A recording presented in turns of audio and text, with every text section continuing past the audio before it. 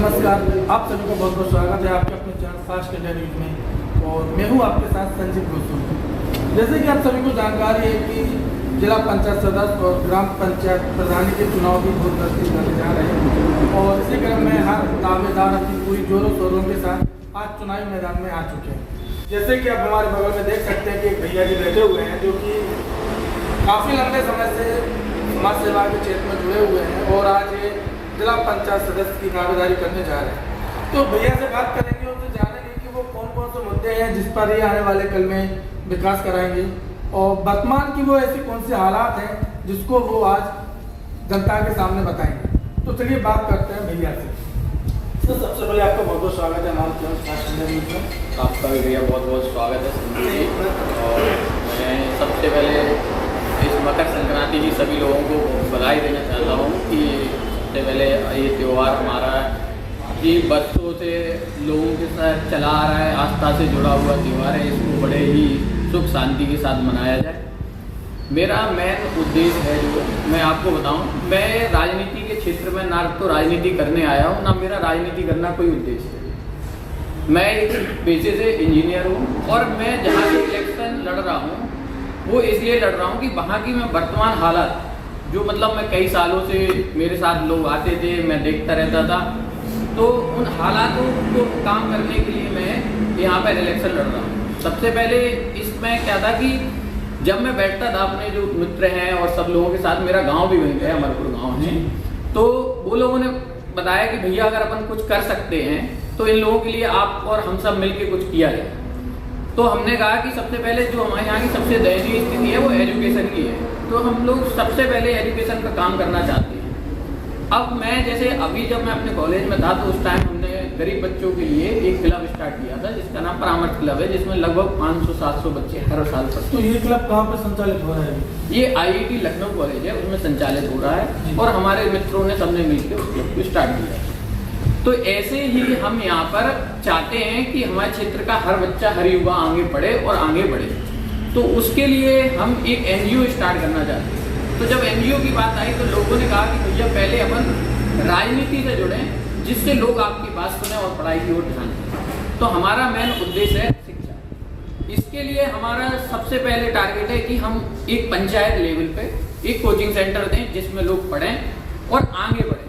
और ये coaching centre में जो तैयारियां होंगी वो ये मान के चलो आपकी पहले स्टार्टिंग जो होगा वो 10th तक का होगा, 10th के बाद ग्रेजुएशन और इसमें ऑल एग्जाम्स की तैयारी कराई जाएगी। जिससे जैसे कि आपने बताया कि आप एजुकेशन को महत्व दे रहे हैं, तो आज आप जिला पंचायत सदस्य की दावेदारी करने जा रहे हैं। तो अगर बात की जाए तो आप जनता के बीच भी जा रहे होंगे। बिल्कुल।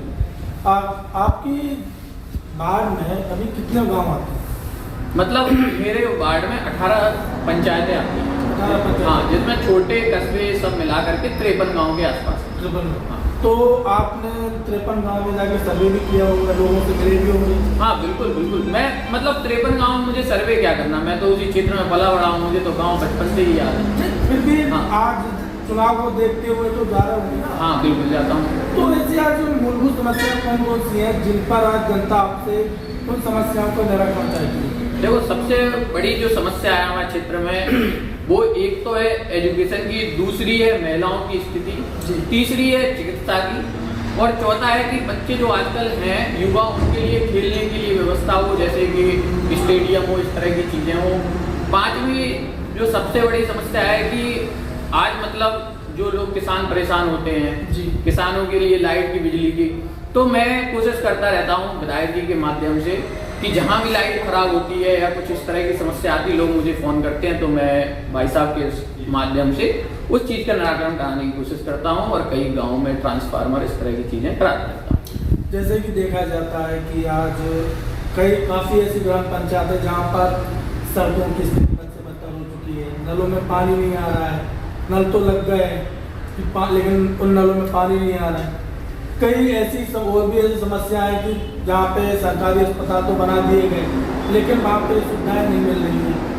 और आज देखा गया है कि कई जगह तो आंगनवाड़ी केंद्र तो बने हुए हैं लेकिन आंगनवाड़ी केंद्र से जो पुष्टाहार मिलना चाहिए वो भी कई जगह नहीं मिल पा रहा है। तो इन सभी समस्याओं को लेकर क्या कदम रहेगा आपका? मेरा पहले तो सबसे पहला कदम रहेगा कि जो मेरे भी 18 पंचायतों में जो स्कूल हैं जी उनको सही टाइम पर खुलें और सही टाइम पर बंद हों, वो उसमें पढ़ाई का स्तर सुधरे। उसके लिए मैं खुद जाके मतलब टीचरों के माध्यम से उनके पेरेंट्स की मीटिंग करा करके उसको सॉल्व कराने की कोशिश करूँगा। लेकिन जैसे आप शिक्षा पर जोर दे रहे हैं तो लेकिन कई ग्राम पंचायत ऐसी भी हैं कि जहाँ पर बिल्डिंग तो बनी है लेकिन बिल्डिंग बहुत जर्जर हालत में है। नहीं, जहाँ पे बिल्डिंग बनी है तो उन बिल्डिंगों की मरम्मत करवाई जाएगी ना, लोगों से मिल करके, हमारे जनप्रतिनिधियों से मिल करके उन समस्याओं को जैसे भी बिल्डिंग को सही कराया जाए, कुछ जिला पंचायत के फंड से उनको सही कराया जा सके, इस तरह की कोशिश की जाएगी और उसको हम अंजाम तक पहुँचाने की कोशिश करेंगे।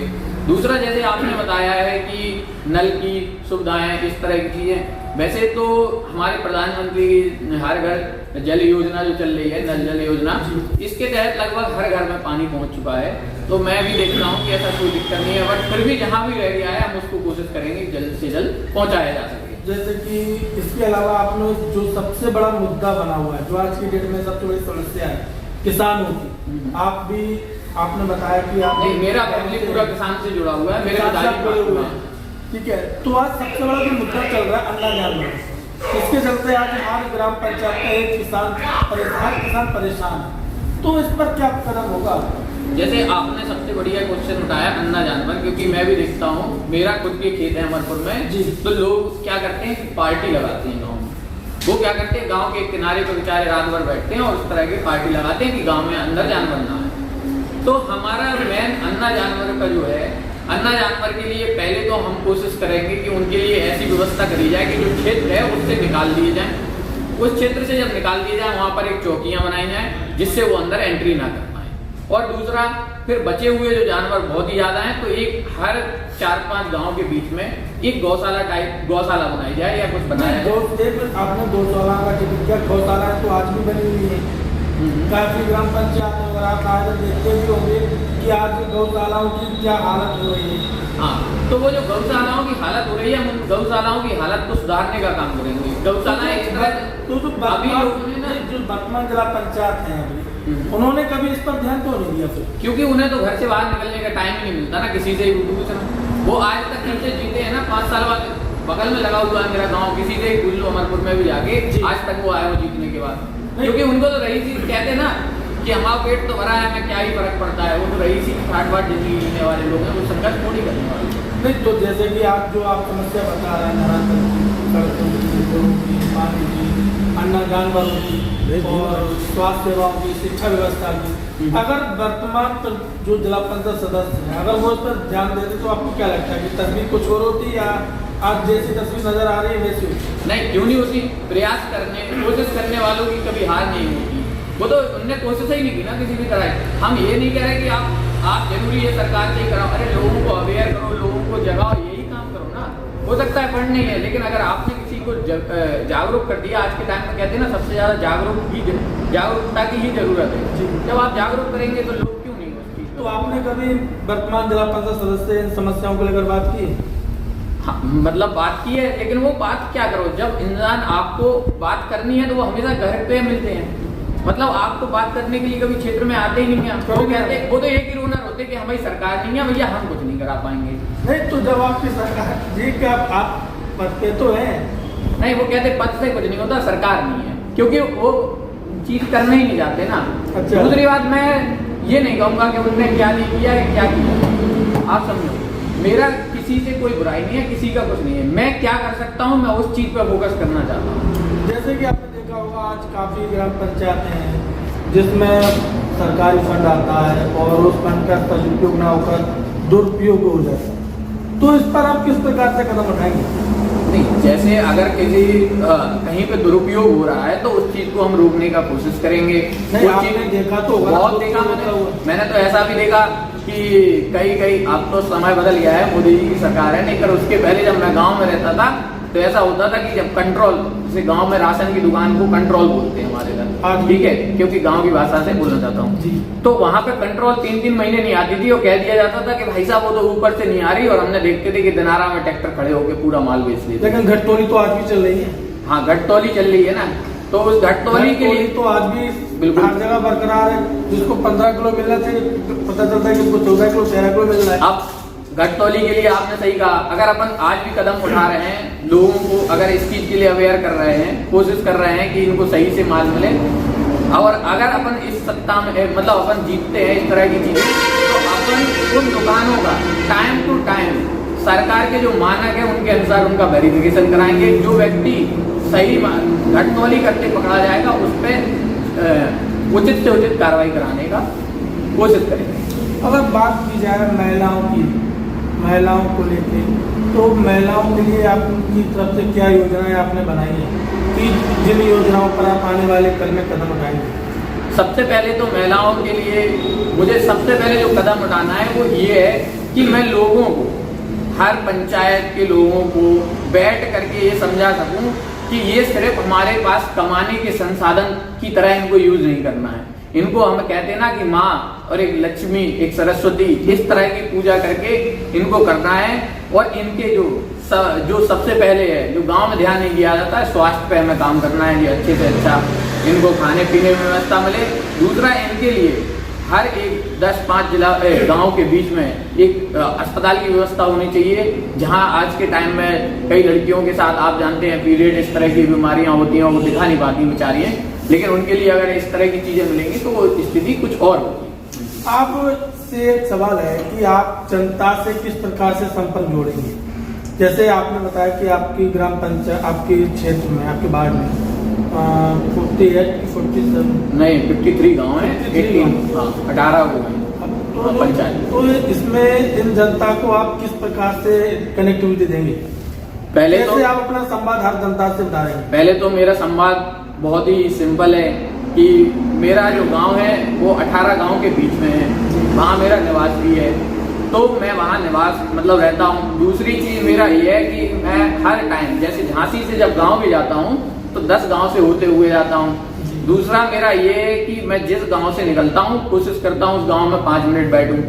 जब मैं वहाँ बैठता हूँ तो लोग आते हैं, अपनी बात बताते हैं। सिंपली अकेला जाता हूँ तो लोग इससे क्या अपने मन की बात बता पाते हैं, जो समस्या है उससे अवगत करा पाते हैं, तो उसको समाधान करने की कोशिश। इस प्रकार से क्या सभी जनता से संपर्क स्थापित कर पाएंगे? इस प्रकार से तो जनता से हाँ क्यों नहीं हो पाएगा संपर्क स्थापित। दूसरा अलग कैसे करेंगे? जैसे आपने कहा आप जाते हैं तो मिलते हैं, हाँ, तो आप एक बार में कई जगह कैसे जाते हो? नहीं मतलब जैसे अब मेरा क्षेत्र है, मान लो 18 गांव है, तो मुझे 18 गांव में मान लो आज मैं 3-4 गांव में गया, कल 2-3 गांव में गया। अगर किसी को बहुत इमरजेंसी है तो उसके लिए मेरे पास आ सकता है, वो डायरेक्ट बता सकता है अपनी समस्या। इस तरह से कोशिश की जाएगी। दूसरी, हर एक गांव में ऐसे मतलब हम नियम बनाएंगे कि कल हम इस गांव में आएंगे, परसों इस गांव में आएंगे, मतलब 1 हफ्ते के अंदर एक गांव में जरूर जाऊंगा जिससे लोगों से मिल सकूं, यानी कि चौपाल लगा। इसके अलावा बात की जाए स्वास्थ्य सेवाओं की, तो अभी स्वास्थ्य सेवाओं के लिए क्या आपके क्षेत्र में व्यवस्था बनी हुई है? अभी तो मान के चलो मेरे जिला पंचायत में इतनी कोई खास व्यवस्था है नहीं बिल्कुल भी, और इसकी कोशिश कर रहे हैं, विधायक की भी कोशिश कर रहे हैं कि कोई एक बढ़िया सा अस्पताल बनाया जाए, वो भी इस पे काम कर रहे हैं। और हमारा एक टारगेट है कि एक राजापुर जो है गांव, उसके वहाँ पे अभी छोटे से संचालित होता है, बट एक अच्छा सा हॉस्पिटल स्थापित किया जाए टेगेला के पास, एक बेदौरा साइड, जिससे कि आसपास का पूरा एरिया कवर हो सके। जैसे कि देखा गया है कि आज काफी ग्राम पंचायत ऐसी हैं जिन ग्राम पंचायतों में ना शादी घर की व्यवस्था है, ना खेल कूद का कोई मैदान है, और ना ही इस प्रकार से कोई व्यवस्था की गई कि वहाँ पे युवा अपना कुछ जो उसके अंदर हुनर है, जो कला है, वो उसको आगे जनता तक पहुँचा चाहिए। मैं तो इसको लेकर क्या कदम रहेगा? भाई मेरा जो आपने बताया ना शादी घर, हमारा एक प्लान चल रहा है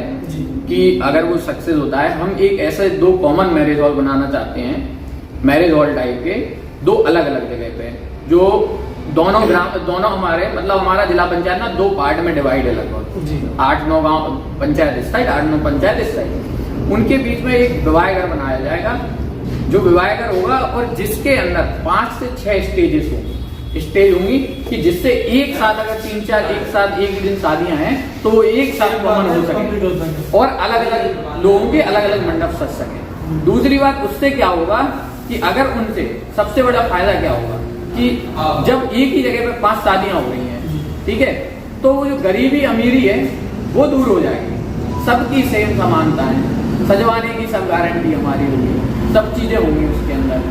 दूसरी चीज, आज अपनी बिटिया है, मान लो एक आदमी के पास पैसा है, वो जाके बढ़िया से विवाह करके वो उससे होटल से जाके उसकी एंगेजमेंट कराया।